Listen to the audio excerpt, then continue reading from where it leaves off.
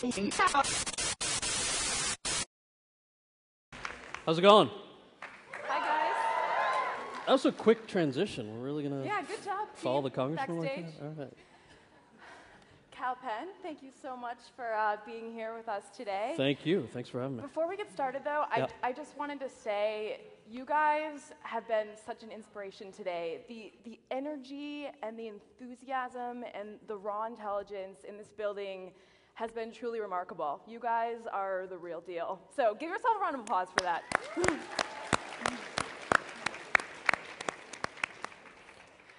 Okay, let's get down to business. All right. I'm going to shift like you just did. So, a lot of celebrities and artists and actors are active on campaigns, but you don't really see many joining the government once the campaign succeeds. So, what was different? Why did you decide to do that, to take that route? Sure. So in 2007, I joined the president's campaign. I filled out a little supporter card saying I'd help knock on doors and make phone calls for him. And I was in the middle of a grad program in international security focusing on cultural diplomacy. So I also joined his arts policy committee in 2007. And I don't want to make it sound as noble as you might think it is. There was also a Hollywood writer's strike at the time, so I had no job. So it's not like I could work anyway. So I moved to Iowa, got involved in his campaign, and then after a couple of years when he won, had an opportunity to take this job, which I'm honored to walk into that building every day, and did so. But I would sort of correct you. I think that maybe if you're talking about artists in particular, there are probably only a handful of us that work across the administration. But the White House in particular, I think, is full of a lot of people who have left their respective private sector jobs, whether they were CEOs running companies, heads of law firms, civil rights lawyers, professors. There's a whole range of people that put their private careers on hold to serve this particular president and the country at this very particular time.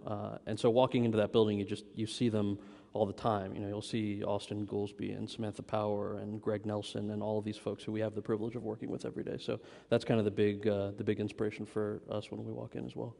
Yep. So tell us about your first day at the White House. Were you nervous? What? Yes, it's the White House.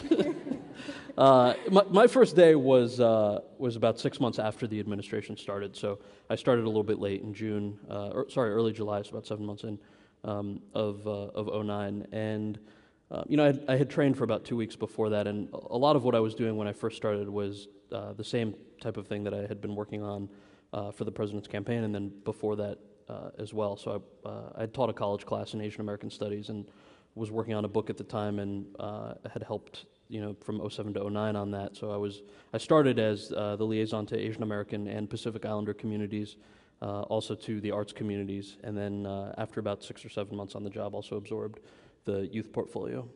So it was a handful when you start. The public engagement office for folks that don't know is the proverbial front door to the White House. So we don't handle policy, but we help connect advocates like yourselves with the policymakers.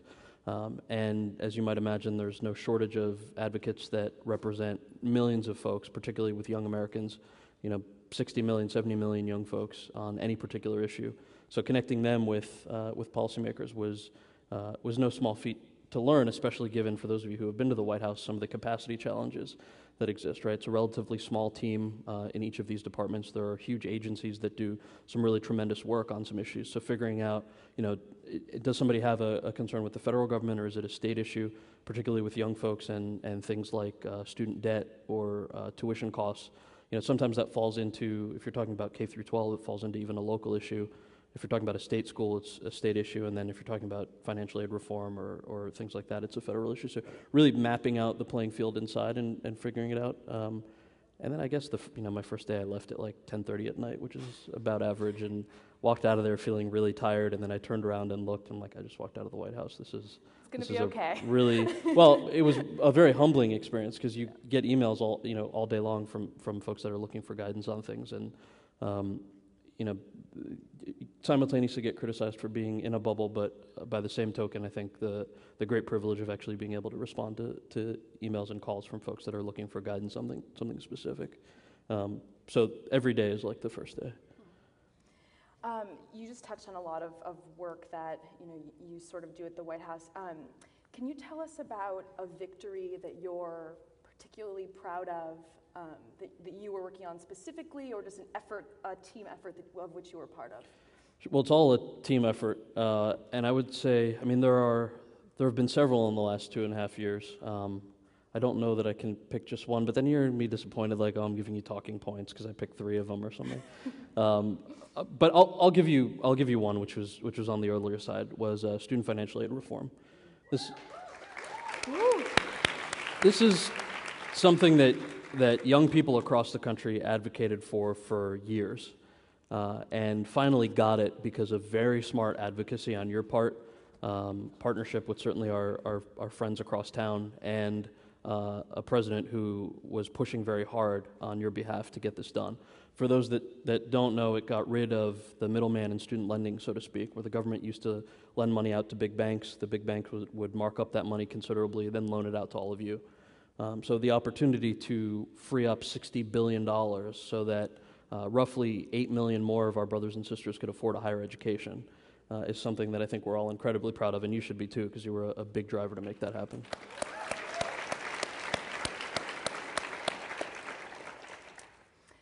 Flip side of that coin, everyone in this room has had a day where they did poorly on an exam, or their boss was being mean at work. Can you tell us about a rough day at the White House and kind of how you dealt with it?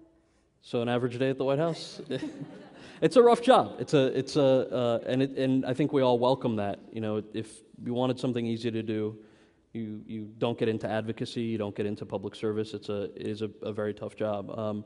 I mean, I can give you a couple of examples. Probably the most concrete and glaring that I've seen is whenever we sit down with young folks to talk about immigration, for example, immigration and the economy. They're so intricately tied together, and we've had about 400 roundtables across the country just in the last 2 months. And if we're talking to young progressives, they'll frame the conversation like this. They'll say, we need comprehensive immigration reform to get passed because we're attracting the best and the brightest students to our universities. They're contributing to the diversity on campus. They're enhancing our ability to learn, and then we just kick them out. And when they're done with their 4 years or with their advanced degrees, they leave, and then they have to go and compete against us. And then when we have roundtables with some of our conservative friends in the youth community, they'll say, we really need comprehensive immigration reform because we're letting all these folks come in here, and sometimes they contribute to our diversity, but they get these educations that we're giving them, and then they leave and they compete against us. I'm like, so whether we're kicking them out or whether you think they're leaving on their own free will, we agree that we need to fix a broken immigration system because there are folks that we're attracting, they are the best and the brightest, and we are kicking them out, and they do leave, and they are creating companies that then compete against us, and it doesn't make sense.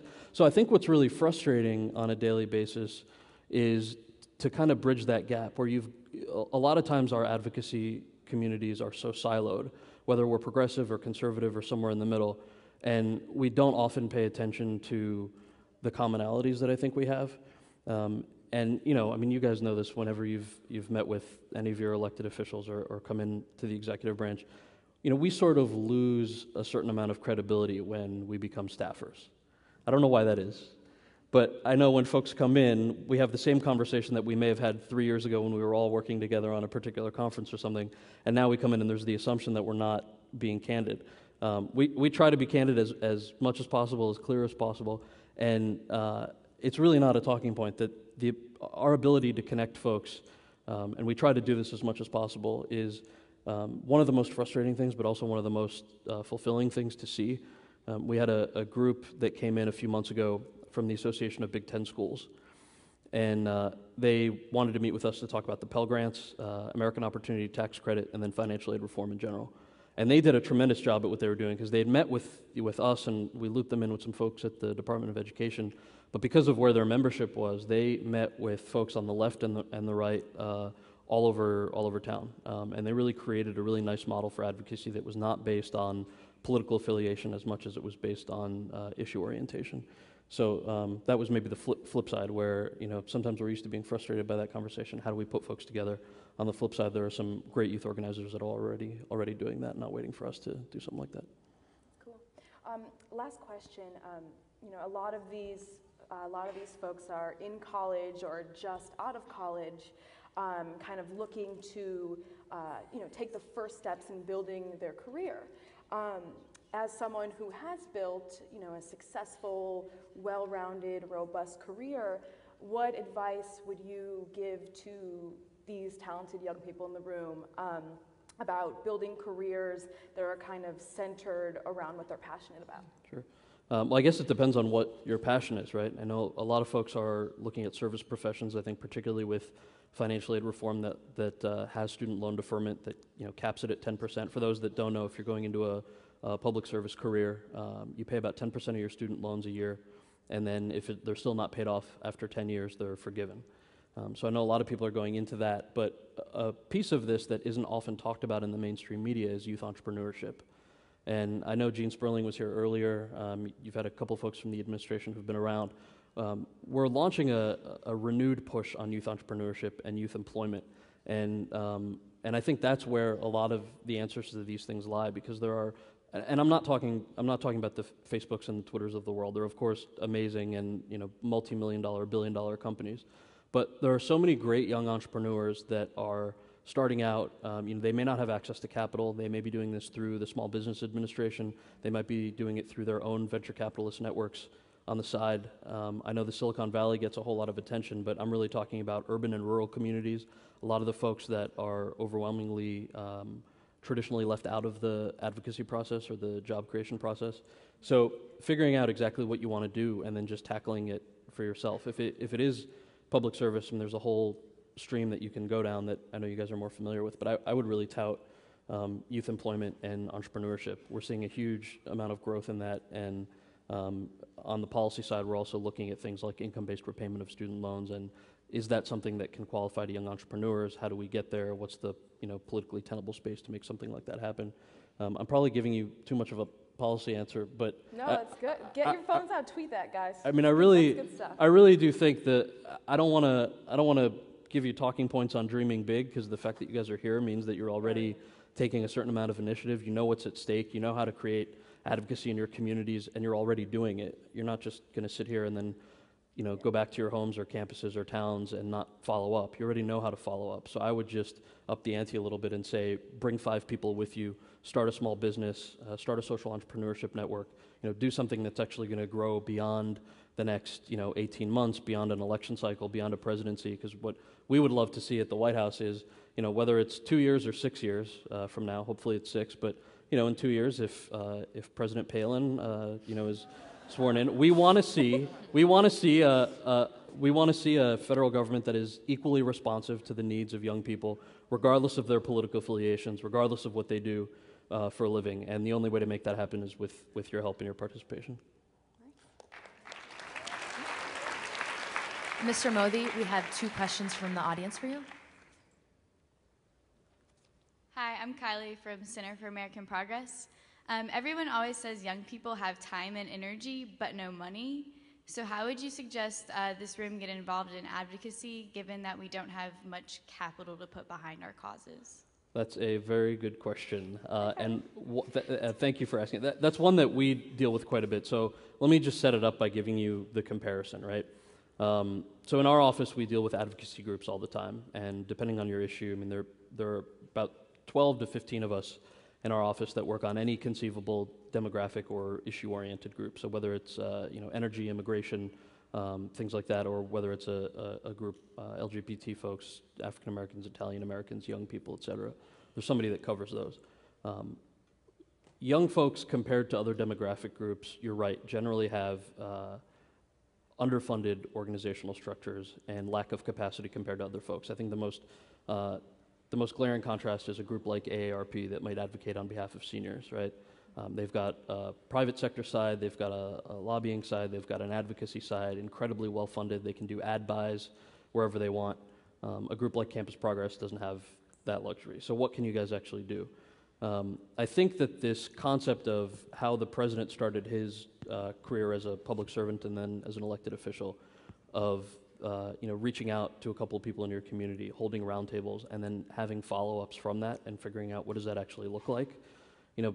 The advocacy process is very broad. There are multiple branches of government. There are multiple pressure points on a local and state level.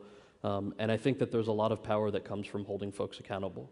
And I don't think that that always has to come from having a huge paid ad budget and being able to run ads on CNN, which very few of us watch anyway.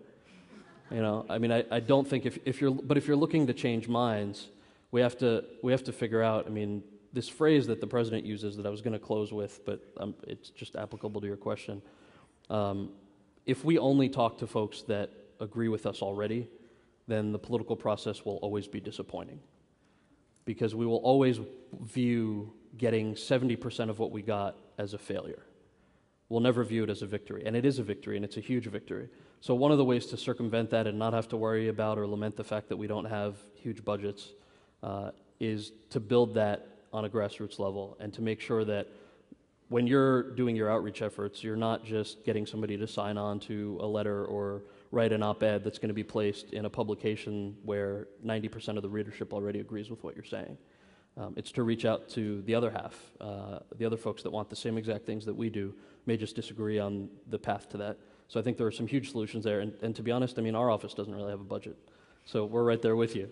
We're using social media, we're blogging all the time, we're having conference calls and web chats, and then relying on a lot of our partners and advocates to help us get the message across and partner with us. Thank you. Thank you.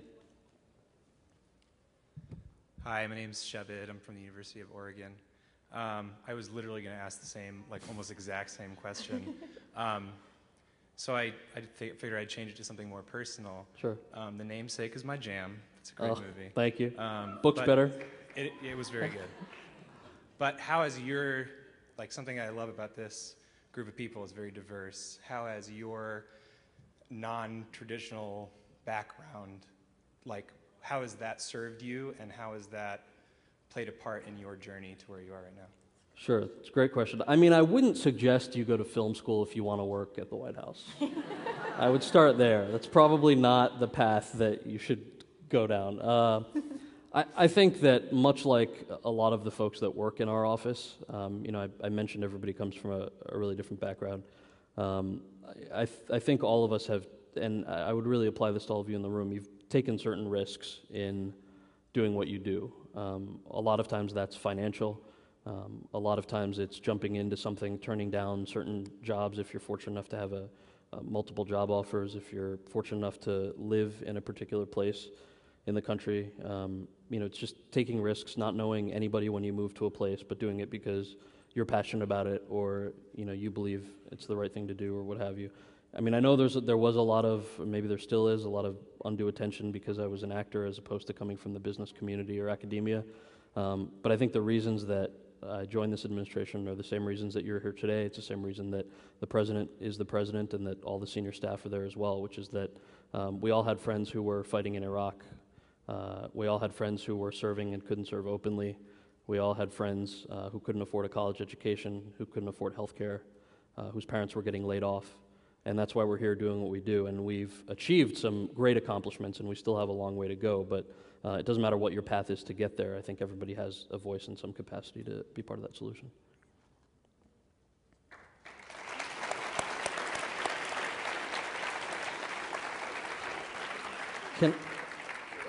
Are we wrapping this up? I think there's something else. Well, Okay, thank you so much. can I add one thing? I'm just going to add one thing because you reminded me of it.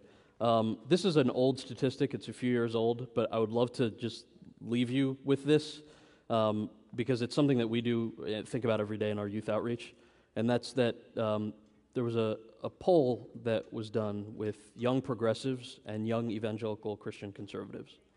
And the top 5 issues for young progressives were jobs in the economy, access to education, poverty, climate change, and Darfur. And the poll that was done with young evangelical Christian conservatives, their top 5 issues were jobs in the economy, access to education, poverty, climate change, and Darfur.